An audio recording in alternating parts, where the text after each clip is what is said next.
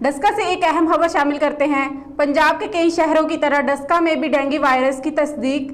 11 साल लड़के समेत 4 अफराद सिविल हॉस्पिटल दाखिल। मजीद कई मरीजों के ब्लड टेस्ट किए जाएंगे। आइए जानते हैं डस्का से हमारे नुमाइंदा दरेहान की इस रिपोर्ट में। साडे पिंड दे नाला गंदे पानी का जी, तबीयत मेरी ठीक नहीं ते हुण मैं 2 महीने हो गए मैनू बीमार होया। पता डेंगू का तो अज दसिया मैंने। मेरे अबू इधर हॉस्पिटल में एडमिट है, आरफ उनका नाम है। उनको डेंगू फीवर हुआ है।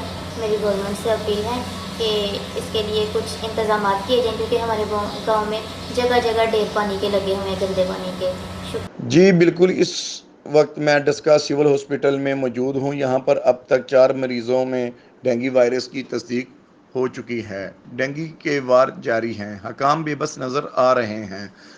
मरीज़ों में अली रज़ा, मोहम्मद आरफ, मोहम्मद असलम और अब्दुल्ला डेंगू बुखार में मुब्तला हैं।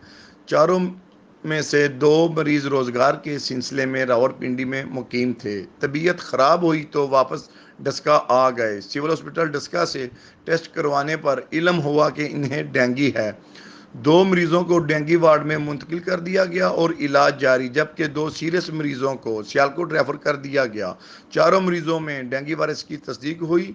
डस्का सिविल हॉस्पिटल में रोज़ाना की बुनियाद पर आने वाले बुखार के मरीज़ों के मुकम्मल टेस्ट किए जा रहे हैं।